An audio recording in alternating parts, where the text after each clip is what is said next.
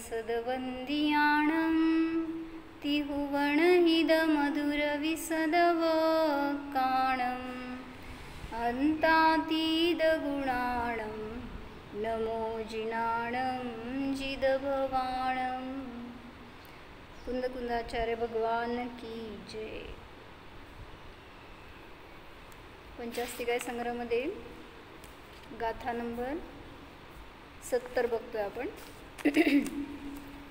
वसंत क्षीण मोहो मग्गम जिण भासी देण समुवगदो नाणाणु मग्गचारी निवाणपुरं वजदि धीरो।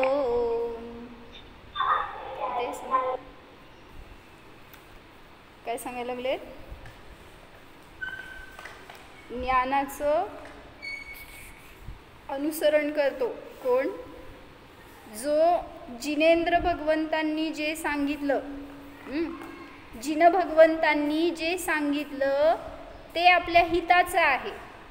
मग जो ते ग्रहण करतो, त्याच्या अनुसार आचरण करतो, त्याला नियमाने निर्वाण प्राप्त होतं असं सांगताय तिथं गाथेमध्ये। काय म्हणलं? जिनेंद्र भगवंतांनी सांगितलेल्या मार्गाला जो प्राप्त करतो आणि त्याच्याद्वारे मोहाचा क्षय आणि उपशम करतो, म्हणजे मोहाला जिंकतो म्हणा। आपल्याला करायचं काय आहे? मोहाला जिंकायचं आहे। कसं जिंकता येणार? सगळीकडे मोह पसरलाय आपला। किती मुली? ध्यानाने। तुम्हाला किती मुली? 3 मुलीमध्ये 3 मोह आहे माहिती का आपला? म्हणजे मोह कसा वाढत जातो, म्हणजे आपल्या मुलांवर मोह, परत त्यांच्या मुलांवर अजून मोह, म्हणजे काय म्हणायचं, पुढं पुढं काय करतोय, गाढ होत जातो, मोह वाढत जातो आणि प्रगाढ होतो। मुलापेक्षा मुलाच्या मुलावर जास्त प्रेम असतं, होय ना? मग तो आपल्याला साधनेमध्ये मोह अडथळा असतो, तो नाही, मुलगा नाही, त्या मुलाचा मोह तो आपल्याला अडथळा करतो। म्हणून सांगतायत की त्या मोहाला जिंकला तर निर्वाण सहज आहे। मग हे बहिरंगामध्ये सांगितलं। आणि आपल्या जवळ आहे हे शरीर, ह्याचा मोह तो तर आपल्याला सगळ्या अनंत परिभ्रमणासाठी कारण आहे। म्हणजे शरीर माझं ह्या विचाराने काय करतो आपण? मग म्हणून सांगितलं ना, आज काय, आज आहे का बकरी ईद आहे का आज? हां, मग त्याच्यामध्ये बकरी ईद आहे ना आज, तर ते 1-2 कोट आले होते, तर त्याच्यात काय सांगितलं त्यांनी की तुमचं तुमच्या मुलावर प्रेम, लहान तानं बाळ आहे त्याच्यावर आपलं किती प्रेम असतं, मग तसं त्या पशूंचं त्यांच्या मुलांवर, त्यांच्या पिल्लांवर प्रेम नसतं का हो? आणि मग का तुम्ही त्यांची बळी देता? म्हणजे तिथं त्यांना आपण सतवणं, त्यांना मारणं किती योग्य आहे? काय म्हणले? जीव हिंसा करतात ना, जीव हिंसा करतात, अभक्ष खातात लोक, आणि जे मांसाहार करतात ते राक्षस असं सांगितलं एके ठिकाणी त्यांनी। का बरं? कारण राक्षसी वृत्ती आहे ना ती, दुसऱ्याला त्रास देण्याचे भाव किंवा त्यांचं घात करण्याचे भाव, हे परिणामच मुळामध्ये हिंसक आहेत। आणि त्याच्यामुळं सांगितलं की तुम्ही त्या राक्षसी प्रवृत्तीला प्राप्त होता। म्हणून जसं आपल्याला आपल्या इष्टजनांचं जीवन महत्त्वाचं वाटतंय, त्यांचा सहवास पाहिजे आहे, तसंच त्या प्राण्यांना सुद्धा आहे। मग एकाने काय म्हणलं, म्हणजे मग मागं सांगितलं होतं ना की बसमधून कुठंतरी मी येत होते का जात होते, असं आधी फार दिवसांपूर्वीची गोष्ट आहे। आणि मग त्यावेळेस माझ्या शेजारी एक स्त्री बसल्या होत्या। मग असंच काहीतरी आमच्या बोलण्यातनं जरासं तत्त्व द्यायचं सवय म्हटल्यावर त्यांना काय सांगितलं, म्हटलं तुम्ही अजय नव्हते कोणीतरी त्या, मग त्यांना आपलं सांगितलं सगळं, जीव दया करायला पाहिजे, अहिंसा पाळायला पाहिजे। मग त्यांना विचारलं की अभक्ष खाता का तुम्ही? मग ते म्हटले लय नाही, पण कधी कधी असते, किंवा मला नाही आवडत पण घरातले खातात, असं काहीतरी। मग मी विचारलं बळी वगैरे देतात का तुमच्यामध्ये? मग ते म्हटले आहे प्रथा तशी। मग मी त्यांना विचारलं की असं करणं किती योग्य आहे, तुम्हाला योग्य वाटतं का? मग त्या म्हणाल्या की परंपरा म्हणून आम्हाला करावं लागतं, घरामध्ये तशी चालीरीती रूढी आहे। काय काका, देवासमोर बळी देतात माहिती आहे? पशूंना मारतात देवासमोर. का मारतात? काय त्यातून काय निष्पन्न होतं? त्यांना वाटतं की ते बळी दिल्यावर देव आपल्याला प्रसन्न होतो. मग अशी मान्यता, मग ते देव त्याच्यावर का नाही प्रसन्न होत? जर देवच प्रसन्न व्हायचा असेल तर त्या मरायलेल्या जीवावर प्रसन्न होऊन त्याचा उलट जीव वाचवायला पाहिजे. मग असं देव कुठला प्रसन्न होत नसतो. पण मिथ्या मान्यतेने आपण काय करतो? असल्या चुकीच्या रूढींमध्ये अडकतो.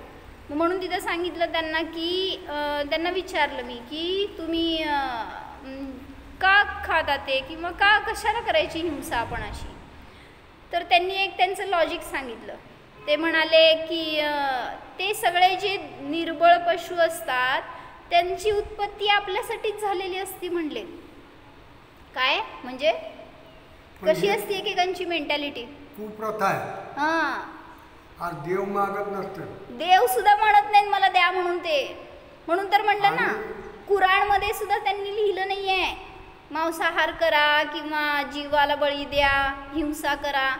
कुराणमध्ये सुद्धा नाही आहे. पण लोकांनी जे साधू आहे त्यांचे आता बोलायचं म्हणजे जिभेचे चोचले. बरोबर आहे की. म्हणूनच की आपल्या स्वार्थासाठी आपण त्या जीवांचा बळी घेतो. देव मागत नाही, देव मागत नसतो. बरोबर आहे. मग म्हणूनच त्यांना विचारलं मी, का करता तुम्ही असं बळी? तर त्यांनी मला काय सांगितलं? ते म्हणले त्या सगळ्या निर्बळ पशूंची उत्पत्ती आपल्यासाठी झालेली असते. आपल्यासाठी कशाला हो? ते तर त्यांच्या कर्माने त्या पर्यायाला प्राप्त झालेत. मग ते एक छोट्या शेळीने काय म्हणले, हे देवा मला पुढच्या जन्मामध्ये मनुष्य कर. का? ज्यांनी मला मारलं त्यांचं काय वैर घ्यायला, काय त्यांचं सूड घ्यायला, त्याच्यासाठी नाही तर मी सगळ्या त्यांचा बदला घ्यायचा नाही, बदला घ्यायसाठी नाही. तेच सांगायले की त्यांचा बदला घ्यायसाठी नाही. हे देवा मला तू पुढच्या जन्मात मनुष्य कर, मी सगळ्यांना करुणा शिकवेन, असं ती शेळी देवाला प्रार्थना करते. असं दाखवलं त्याच्यामध्ये. म्हणजे प्रत्येक जीवांना जगण्याचा अधिकार आहे. आणि मग तिथं आपण त्यांचा अधिकार हिरावून घेणारे कोण आहे? मग जे ते त्यांच्या आयुनी जगतात, त्यांच्या पुण्यपापानुसार त्यांना त्यांचं फळ भोगायला मिळतं. आपण त्यांना फळ देणारे कोणी नाही. म्हणून सांगितलं की त्या मोहाला जिंकायचं. या शरीरासाठी मोह करतो. काय? शरीराला खायला पाहिजे, प्यायला पाहिजे, त्याच्यात अशी टेस्ट पाहिजे, हेच डिश पाहिजे, असल्या सगळ्या विचारामुळं हिंसा करतात लोक. म्हणून सांगितलं असं जीव हिंसा करणं योग्य नाही. म्हणून स्वतः पण जागृत व्हा आणि इतरांना सुद्धा जागृत करा, जेणेकरून की ही हिंसा टळेल. आणि ह्याच्या निमित्तात काय होतंय की ते जीव तर त्रस्त होतातच, त्यांना त्यांचा तर जीव गमावावा लागतो. जसं तुम्हाला त्यांनी दाखवलं एक व्हिडिओ की जर हाताला कट झालं, तुम्हाला किचनमध्ये काय काम करत असताना लागलं हाताला, तुम्ही काय करता हो? समजा मुलीला लागलं, आईला लागलं, तर आई मुलीला, मुलगी आईला किती सांभाळणार? लगेच त्याला बँडेज करणार, त्याला काय औषध लावणार, त्याला सांभाळणार. मग तिथे ते पशु म्हणाले, माझ्यावर तर सुरा चालवताय तुम्ही इतका मोठा, आणि मग आम्हाला नाही का वेदना होत? म्हणजे तुम्ही आमचा बळी घेत आहे, योग्य नाही. किंवा तुमच्या काय चवीसाठी म्हणून तुम्ही, किंवा तुमच्या काय चालीरीतींसाठी म्हणून तुम्ही निर्बळ पशूंचा घात करू नका, असं त्याच्यामध्ये त्यांनी चांगलं सांगितलं होतं. म्हणजे याच्यातून तुम्ही जागृत व्हा की त्यांना मारायचे भाव देत, म्हणजे काहीतरी पूर्वजन्माचं त्यांचं पण होईल का? तेच की. मग आता ते जे पशु आहेत ते पूर्वभावात मनुष्य होते, त्यांनी या मनुष्यांना ते पशु असताना मारलं, मग चक्र चालू राहतं ना. म्हणजे हे मनुष्य असताना यांनी याला मारलं, मग हे मनुष्य झाले, आणि हे पशु झाले, यांनी परत त्यांना मारणार, म्हणजे चक्र संपणार कधी? म्हणून एकमेकांच्या वैरामध्ये राहू नका ह्याच्यासाठी सांगतात. एकमेकांना मारण्याचे भाव नको. या भावात तुम्ही मारणार, ते दुसऱ्या भावात ते बलवान होऊन ते तुम्हाला मारणार. मग आहे तर हे असं, पण जिथे एके ठिकाणी त्याला आळा घालावा लागणार, तोडावं लागणार ते चक्र. त्याच्यासाठी आपल्याला तत्वज्ञान झालं तर, जसं आपण सगळ्या पुराणांमध्ये पण ऐकतो ना की त्या पार्श्वनाथांच्या जीवाला कमठाकडून किती वेळा मारलं गेलं, ते अजून एक नाही का, ते काय 2 मांजर आणि हे 2 कबूतर आणि 1 बोका, तो जीव त्यांना मारतो सगळ्या भवांमध्ये. असं प्रत्येक भवामध्ये वैर जर आपण करत राहिलो तर कधी संपणार ते. म्हणून एक साईडनी जाऊ दे, आपल्याला ज्ञान झालंय ना, समोरच्यानी कसं वागावं हे नको बघायला, मी कसं वागावं, माझे कसे परिणाम असावेत हे आपण बघणं योग्य आहे. म्हणून आपण मोहापोटी इतरांचा जीव घेणं योग्य नाही. म्हणजे मोह हाच घात करणारा असतो. मोहच मोठा हिंसक आहे. म्हणून त्या मोहाला जिंका तर बाकी सगळं सरळ होणार. म्हणून जीवाला जीव पहा हे सांगायचं त्याच्यातून. आपण जीव तिथं दिसत नाही आपल्याला, त्यामुळं सहजतेने हिंसा करत राहतो. तर जिनेंद्र भगवंतांनी सांगितलेल्या मार्गाला प्राप्त करून जो उपशांत मोह आणि क्षीण मोह होतो, म्हणजे मोहाला जिंकतो जो, तो ज्ञानानुमार्गाचं आचरण करणारा धीर पुरुष निर्वाणपुरीला प्राप्त होतो. काय सांगितलं होतं काल चिंतन करायला तुम्हाला? ज्ञानाचे अलंकार आहेत ना हे, धीर, उदात्त, अनाकुल. मग ज्ञान धीर आहे म्हणजे काय आहे हे विचार करायला सांगितलं होतं. सांगा कोण सांगतंय? उमेश भैया माझ्यासमोर आहे का तुम्ही? आम्हाला कधी फीडबॅक देत जावा, म्हणजे एक तुम्हाला पण समजतंय का नाही, आम्हाला कळतंय. काय अडचण आली तर पण विचारता येते. काय म्हणले? ज्ञान धीर असतं म्हणजे काय सांगा, कोणाला सांगायचं सांगा. ज्ञानाची धीरता काय असते?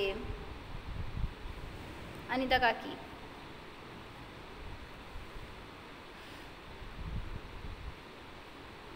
वैशाली ताई.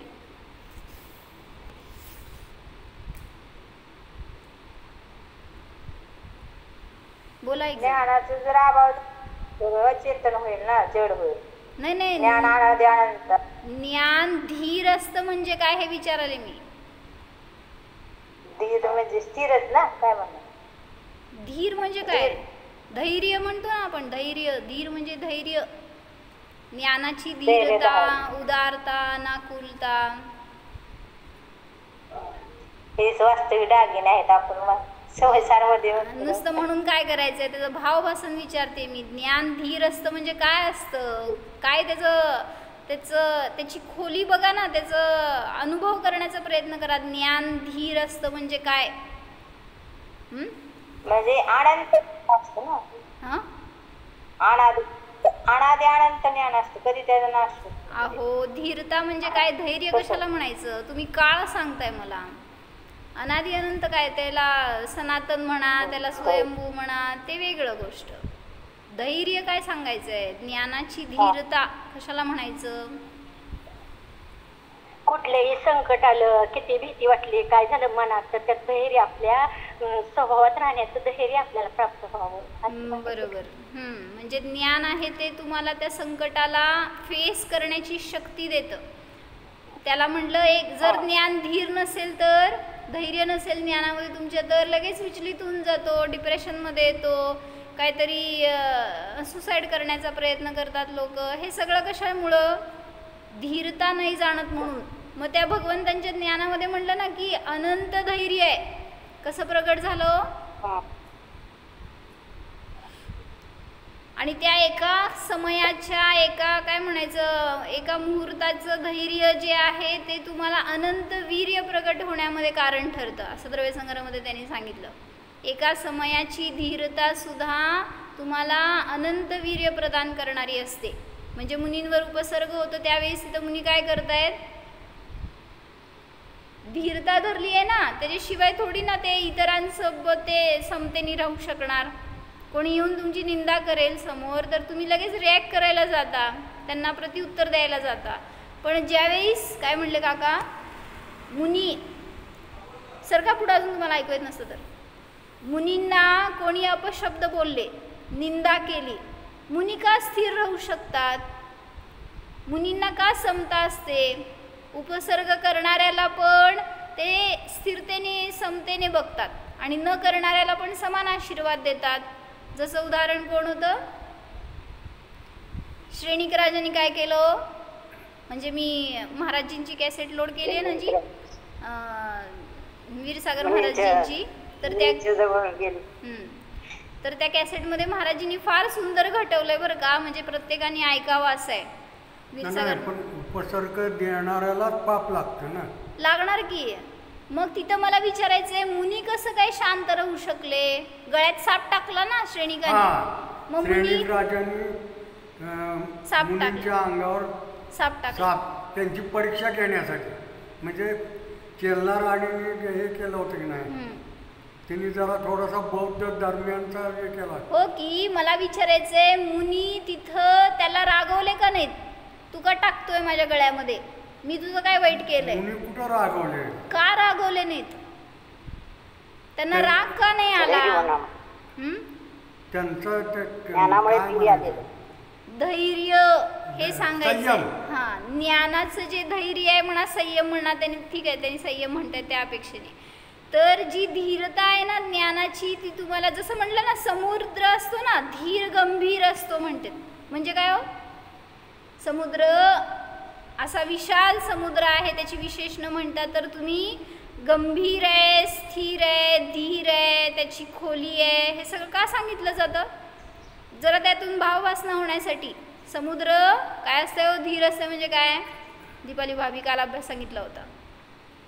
धीरता, ज्ञानाचं धैर्य काय आहे ह्याच्यावर जरा असं चिंतन करा म्हणलं होतं. काय केलं कुठं माहीतच नाही आम्हाला काय. बरोबर आहे, तुम्ही काल लवकर लिंकमधून तुटलेला. मग आम्ही काल अभ्यास दिला होता की बरं आज करा, आज देते तुम्हाला परत टाईम. धैर्य, धीर हे अलंकार आहे. धीरता, धीर, उदात्त आणि अनाकुल हे ज्ञानाचे अलंकार आहेत.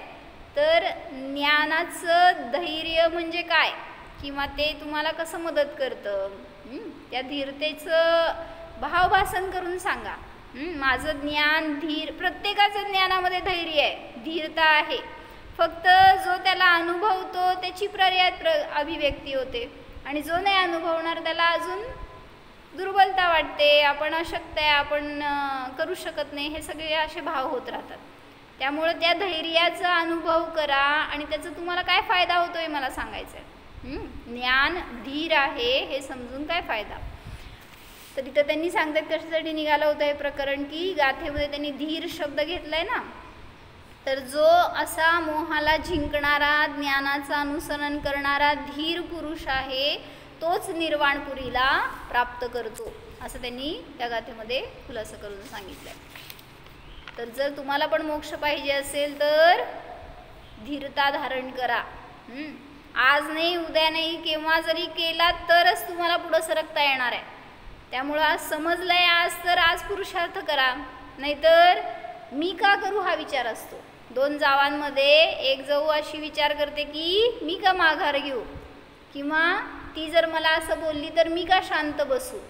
म्हणजे काय झालं, असं म्हणतोय की ती कशाला, ती नरकाला का जायची, मी पण जाणार, असं म्हटल्यासारखं झालं ते.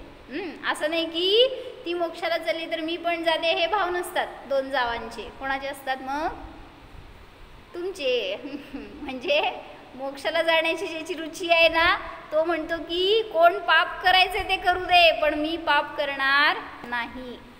अशी आपली तयारी असेल तर आपल्याला मोक्ष अवघड नाही.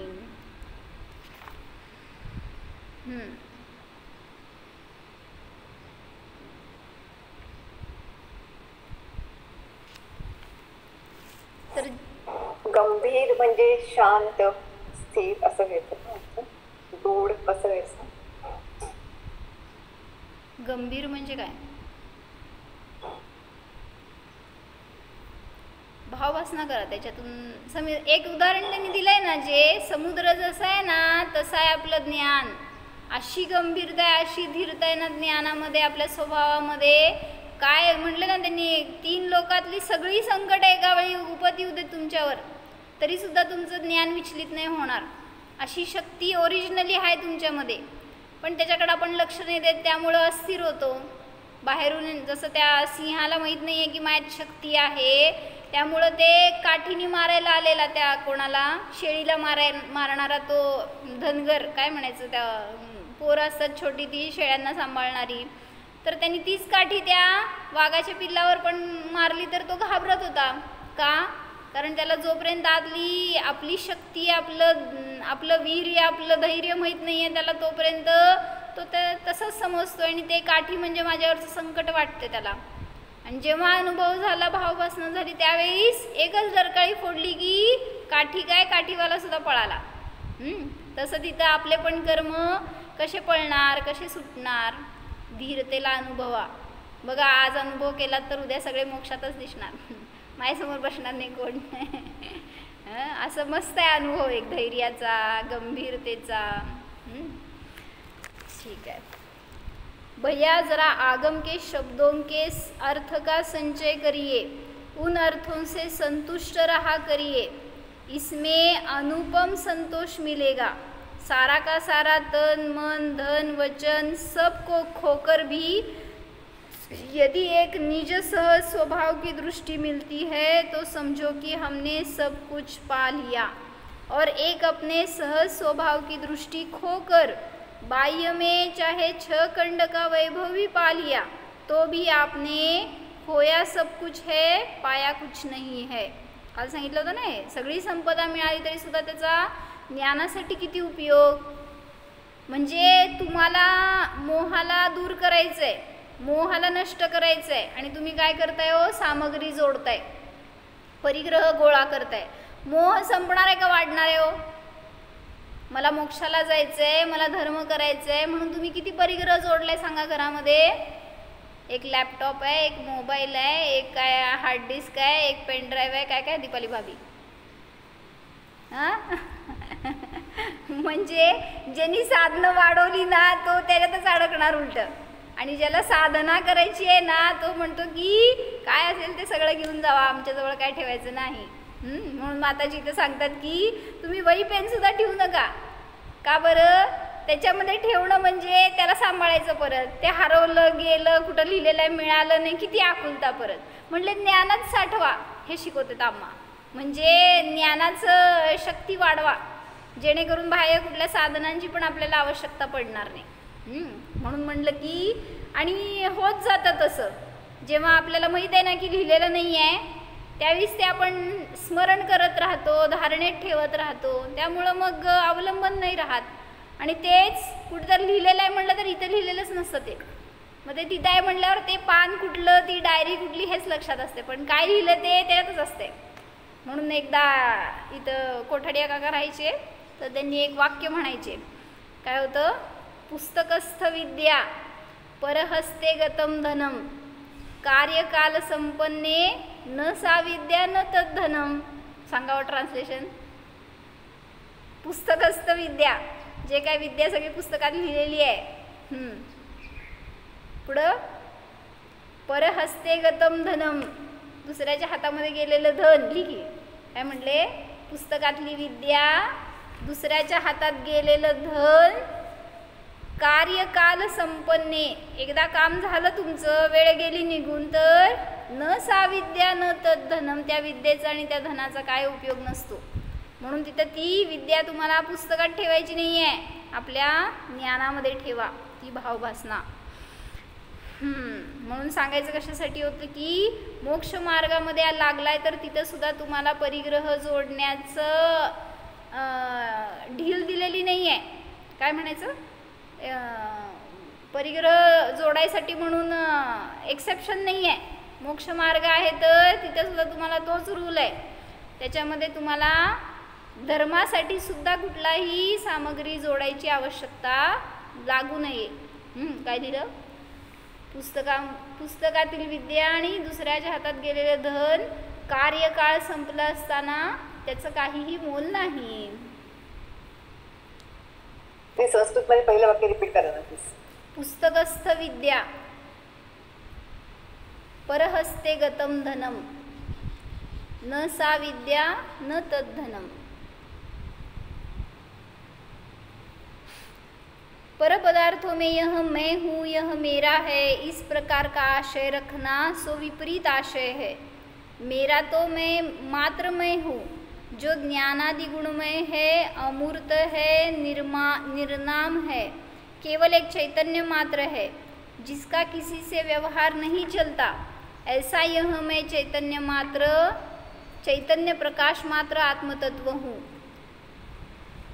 नाव जे काही ठेवलं मला ते नाव म्हणजे मी नाही.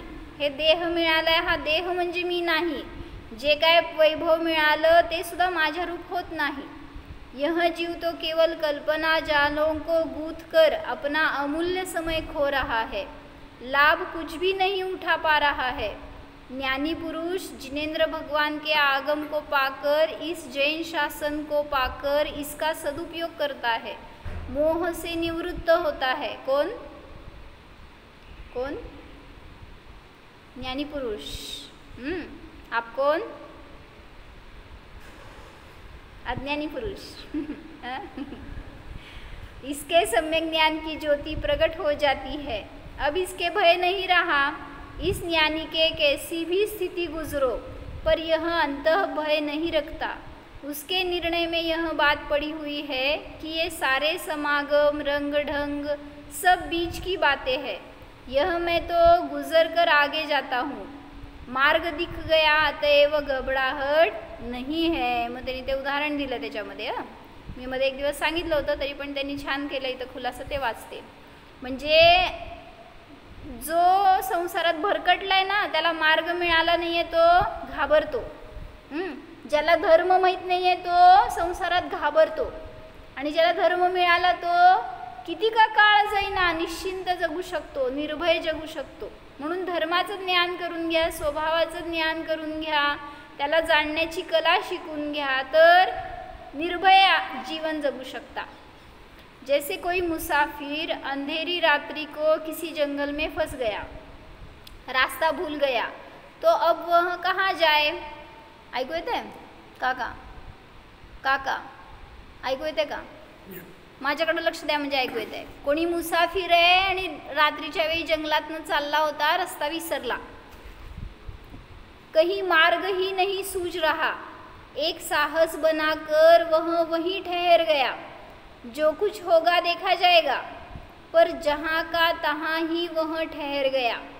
रस्ता मिळाला नाही तर एके ठिकाणी उभारला आणि म्हटला घाबरला कुठं जायचं कसं जायचं म्हणून. इतने में एक बिजली चमकी और उस बिजली के क्षणिक प्रकाश में उसे सामने सड़क दिख गई. यह वह सड़क है जिससे हमें जाना है और उस सड़क से यह पगडंडी मिल रही है. एक नज़र में सब कुछ समझ आ गया. अजून काय त्याला गाव दिसलं नाही, मूळ रस्ता दिसला नाही, काय दिसलं? पगडंडी म्हणजे पायवाट असती ना, ती पायवाट दिसली जंगलातली आणि त्याला कळलं की या पायवाटेनेच आपण त्या रस्त्यापर्यंत जाऊ शकतो. तो रस्ता आपल्याला आपल्या गावापर्यंत नेऊ शकतो. वह बिजली क्षण भर में ही समाप्त हो गई. फिर वही घोर अंधकार छाया हुआ है. फिर भी उस मुसाफिर को रंच आकुलता नहीं है. क्यों? त्याला आता आकुलता नाही आहे का? कारण त्याला रस्ता दिसला ना आणि समजलं की या रस्त्याने आपल्याला जायचं आहे. बस जोपर्यंत निश्चित नव्हतं तोपर्यंत भय होतं. एकदा निश्चित झालं की भय संपलं. उसकी समझ में यह बात पड़ी हुई है कि वह है रास्ता, वहाँ जाना है. थोड़ी सी रात है और गुजरनी शेष है. सवेरा होते ही इसी रास्ते से चले जाएंगे. ऐसे ही इस ज्ञानी पुरुष ने सब अपना हाल जान लिया कि मैं अमूर्त चैतन्य प्रकाश हूँ. मेरा मात्र मेरे भावों का परिणमन है. मेरा सब कुछ मैं हूँ. मेरा भविष्य मुझ में है. इस ही उपाय से हम अपने उस सहज ज्ञान और आनंद के पद को प्राप्त कर लेंगे. कशासाठी सांगितलं हे?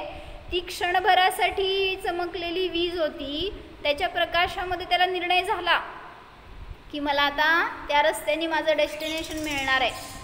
तसं तुम्हाला क्षणभराची अनुभूती म्हणजे केवल ज्ञानाचा प्रकाश आहे एक तो. त्याचा अंश मात्र आहे प्रकट झालेला तुमच्यामध्ये. ती एक शुद्धी आहे, विशुद्धी आहे. बस तेवढ्या एका निर्णयामध्ये काय झालं, तुम्ही आता तुमच्या मोक्ष मार्गाला लागलाच. तो निर्णय होणारच. ह्याच्यासाठी त्यांनी उदाहरण दिलं आहे. जसं म्हटलं की शिखरजीला अजून गेला नाही ना तुम्ही, तर शिखरजीला आम्ही जेव्हा पहिल्यांदा गेलो ना त्यावेळेस माहीत नसते कुठं आहे वर पहिलं टोक. आणि आम्ही आपलं चढत चाललोय, कुठं शक्ती नव्हती अंगामध्ये.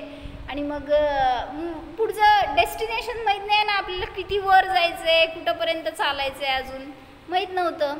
शिखरजीला सांगितलं होतं रस्ता संपतच नाही, चालतच राहतो. म्हणजे सांगितलं होतं खालच्या लोकांनी जाताना, चढायचं 9 किलोमीटर, फिरायचं 9 किलोमीटर आणि उतरायचं 9 किलोमीटर. पहिल्यांदाच धास्ती घालून ठेवली होती, पण तरीसुद्धा बळ होतं की नाही जायचंच, दर्शन करायचं. आणि आम्ही आपलं निघालो सगळे भावंड बहिणी वगैरे मिळून. आणि चढत असताना किती चढलं, तास झालं, 2 तास झालं, वर टोकच येईना की. मग आता हैराण झालं, बसणार एके ठिकाणी, मेल्यासारखं अर्ध पडणार आणि काहीतरी परत आपलं चालवायचं सगळ्यांना शक्ती करून चला आलंच म्हणायचं आणि पुढं जायचं. असं करत कुठंतरी पहिलं टोक आल्यावर श्वास घेतला जरा जीवात आणि मग तिथून सगळी वंदना झाली, खाली उतरलो. दुसऱ्या दिवशी जेव्हा चढलो ना दुसरी वंदना करायला, दुसऱ्या दिवशी नाही तिसऱ्या दिवशी चढलो, तर त्या दिवशी चढताना कधी पहिलं टोकाला समजलंच नाही. पहिल्या दिवशी म्हणजे येतच नव्हतं आणि दुसऱ्या दिवशी म्हणजे लगेच आलं. खाली आलं का मग टोक काय खाली उतरलं का, आम्ही वर चढलो होतो.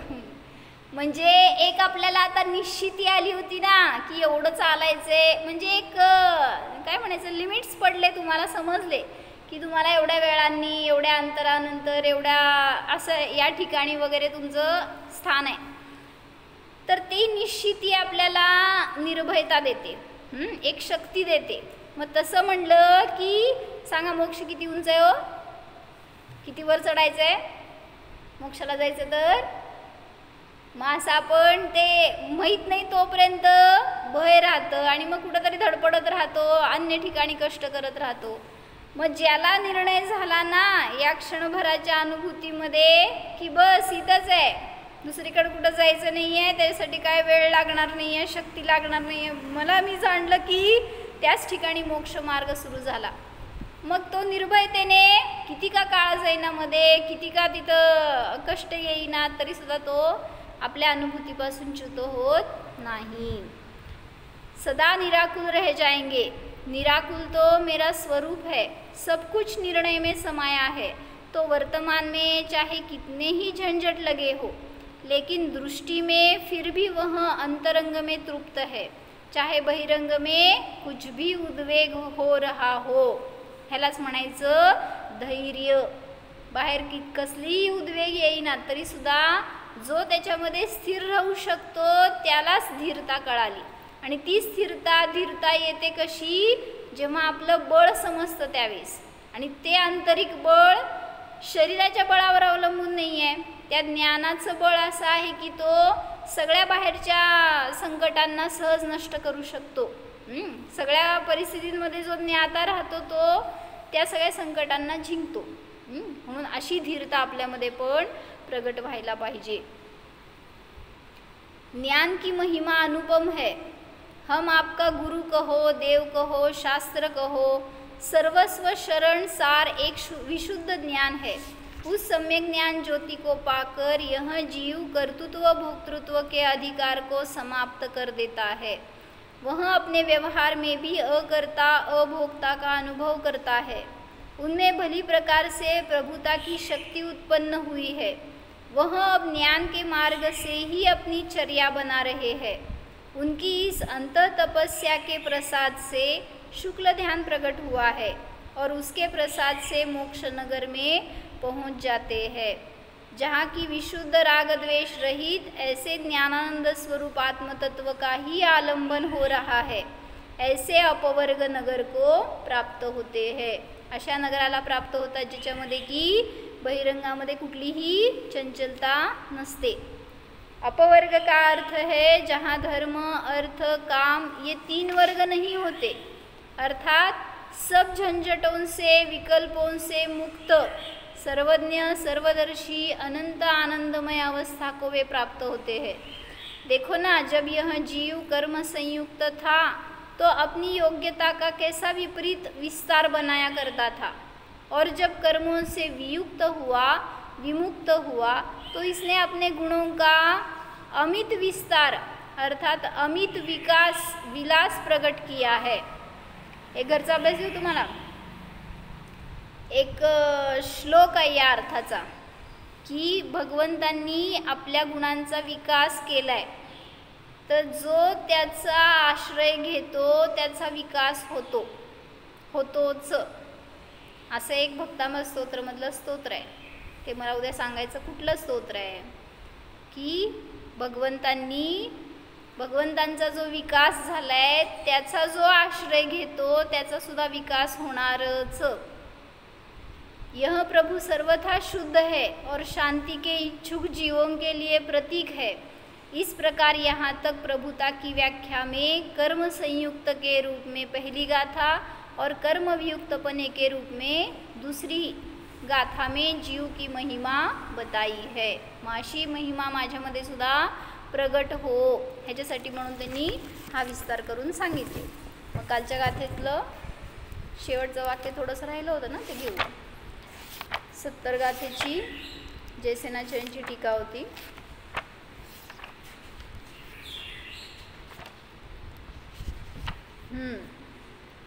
धीरः घोर उपसर्ग परिशः काले अपि निश्चय रत्नत्रय लक्षण समाधेः अच्युतः पांडवादिवत इति भावार्थः। तो धीर भव्य पुरुष घोर उपसर्ग परिशहाच्या काळामध्ये सुद्धा निश्चय रत्नत्रय लक्षण रूप समाधीपासून अच्युत असताना म्हणजे च्युत न होता पांडवादिकांप्रमाणे निर्वाणपुरीला प्राप्त होतो।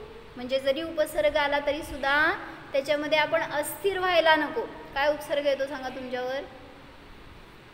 म्हणजे आता आमच्यावर कसा उपसर्ग आला, आता त्याला उपसर्गच म्हणायचं। म्हणजे तू म्हणलीस समज घरी गेली आणि म्हणाली की मला धर्मच करायचा आहे, मला आता कॉलेज शिकायचं नाही, सांग घरातले काय म्हणणार? काय म्हणणार? जा शिक म्हणणार का? लई शहाणी झाली, चल शिकायला शाळेत असं म्हणणार। काय म्हणणार? तू काय म्हणणार? म्हणजे जर मला अशी इच्छा झाली की मला आता बाहेरचं नाही शिकायचं, मला आता हेच करायचं आहे, त्यावेळेस घरातल्यांनी विरोध केला, हा तुमच्यावरचा उपसर्ग। माशे उपसर्ग सगळ्यावर होतात। जेव्हा कोण म्हणेल की मला दीक्षा घ्यायची आहे, कुठले आई वडील तयार होतात लगेच, मोही असतात ते। कुठं आहे तुझ्यात शक्ती आहे का काय, तुला लय माहीत आहे, अजून शाळा शिक, जरा असं स्वाध्याय ध्यान कर, मग दीक्षा घे, असं सांगणारे असतात। म्हणजे अडवणार, ते तुम्हाला मोही बनवणार, हा उपसर्ग आहे तुमच्यावरचा। मग त्या उपसर्गामध्ये जो स्थिर राहतो, धीर राहतो, तर तोच उपसर्ग परिशह काळामध्ये त्या समाधीपासून त्या रत्नत्रयापासून च्युत न होणाराच सांगितलं मोक्षाला जातो। जसं की पांडव, जसं की ते लक्ष्मणाचे 8 मुलं असतात, तर त्यांना लक्ष्मण असतो ना, लक्ष्मण होते ना, तर त्यांना 8 मुलं होती, जी अनेक मुलं होती, त्यातली 8 मुलं राजकुमार जी होती ना, तर ते एका स्वयंवरामध्ये गेले होते। स्वयंवर चालू होतं तिथं, आणि तिथं गेले होते, त्यांची इच्छा नव्हती लग्नाची, पण जबरदस्ती आई वडिलांनी पाठवलं होतं की जाऊन बघून या, तुम्हाला पसंत पडली तर लग्न करा। आणि मग गेल्यावर त्या 8ही मुलांमध्ये काय म्हणायचं, बळ होतं, बलवान, हां, परत रूपवान होते, वैभववान होते, त्यात मागं बॅकग्राऊंड चांगलंच होतं लक्ष्मणाची पोरं म्हटल्यावर। त्यामुळं सगळ्या इतर पोरांमध्ये ते जास्त उठून दिसणारे इतर राजकुमार जे होते ना, त्यांच्यामध्ये हे 8 होते, ते जास्त योग्य होते, पात्र होते। ते म्हणायचं काय, त्यांच्यामध्ये तशी ॲबिलिटी होती की ती राजकन्या ह्यांना वरेल। आणि गेले खरंच तर ते असे निर्मोह होते, त्यांना इच्छा नव्हती लग्नाची, पण आता आईवडिलांनी पाठवलं म्हटल्यावर तिथं गेले होते। आणि त्या मुलीला बघितल्यावर तरीसुद्धा त्यांना इच्छा नाही झाली, पण त्या मुलीनी यांच्यामधल्या एका मुलाला वरलं, म्हणजे पसंत केलं। तर तिथं असणाऱ्या अन्य राजकुमारांनी युद्ध पुकारलं, म्हणले की आम्हाला बोलवलं आहे आणि आमचा हा अपमान आहे। का बरं? कारण आम्ही विद्याधर आहे, आम्ही श्रेष्ठ आहे, आणि हे तर भूमिगोचरी आहेत, मग त्यांच्याशी विवाह करणार तर आमचा अपमान आहे हा, मग आमच्याशी त्यांनी लढू देत, आम्हाला जिंकू देत, मग ती मुलगी न्यायची, नाहीतर नाही। मग ती राजकन्या तर म्हणली की मी कोणाशी इतरांशी विवाह करणारच नाही। आणि मग असं झाल्यावर त्यांना 8ही जणांना वाईट वाटलं ॲक्च्युली की एवढ्यासाठी युद्ध करावं लागतं। पण तरीसुद्धा बहुतेक त्यांनी तिथं युद्ध केलं, ते जिंकलं. जरी ते सगळे जास्त कॅपेबल होते तरीसुद्धा ह्यांनी त्यांच्याशी लढा दिला आणि जिंकले. पण त्यांना त्या समयाला वैराग्य झालं आणि ती 8ही मुलं जाऊन दीक्षा घेतात. आणि मग ते दीक्षा घ्यायला जात असताना घरातले काय म्हणणार, अजून लग्न तर झालंय का, अजून काय तुम्ही आयुष्य बघितलंय, जरासं जीवन बघा, त्याची चव बघा, सगळं सुखदुःख भोगा, मग वैराग्य होऊ दे. तर त्या मुलांनी नकार दिला. म्हणजे त्यांनी ते पहिल्यापासूनच विरक्त असल्यामुळं त्यांना त्याचे काय भोगाचे भावच नव्हते. त्यामुळे ते दीक्षित झाले आणि बहुतेक त्याच भावामध्ये ते मोक्षाला गेले. मग मला म्हणायचं आहे, असे उपसर्ग आपल्यावर पण होतात. जेव्हा आपण धर्म करतो म्हटलं तर अडवणारे, ढकलणारे, ओढणारे लय जण असतात. मग अशा उपसर्गात काय करणार, आम्हाला धरायचं येऊन. आम्हा म्हणतात आमचे पाय धरायचे, देवाचे पाय धरायचे, म्हणजे बाकीचे सगळे तुमचे पाय ओढू शकत नाहीत. म्हणून म्हणलं ज्याला धर्म करायचा त्याला पुरुषार्थ करावा लागतो. इति कर्मरहितत्व व्याख्यानेन द्वितीय गाथा गता. अशा रीतीने कर्मरहितत्वाच्या मुख्यतेने दुसरी गाथा गेली. एवं ओगाड गाड इत्यादी पूर्वोक्त पाठक्रमेण परिहार गाथा सप्तकम गतम.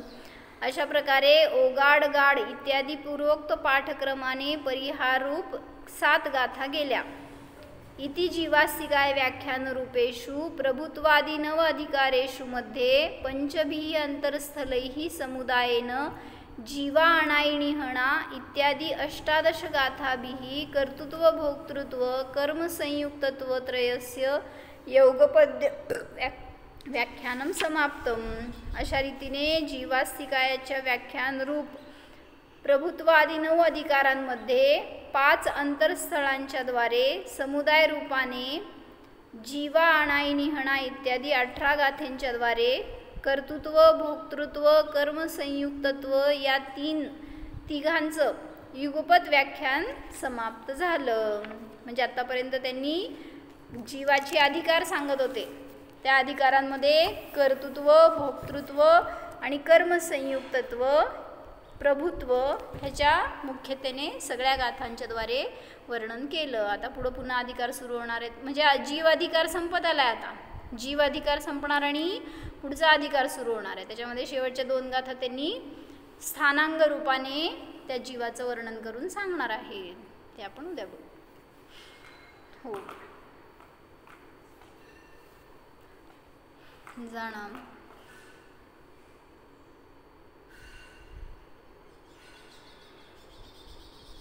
स्वतःचा निर्बाध आत्मा जाणा.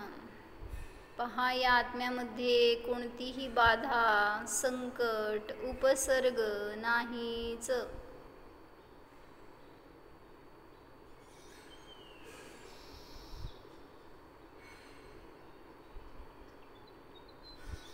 हा माझा आत्मा म्हणजे माझ्यासाठी सुरक्षा कवच आहे.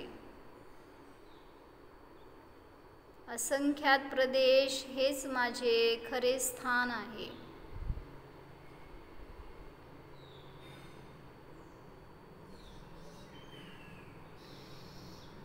स्वतःचा जीव जाणा.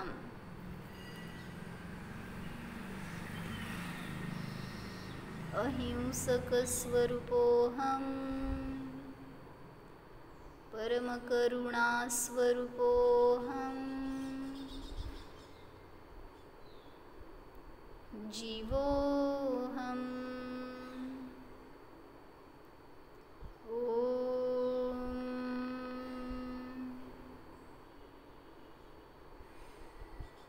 विसर्जन. नमो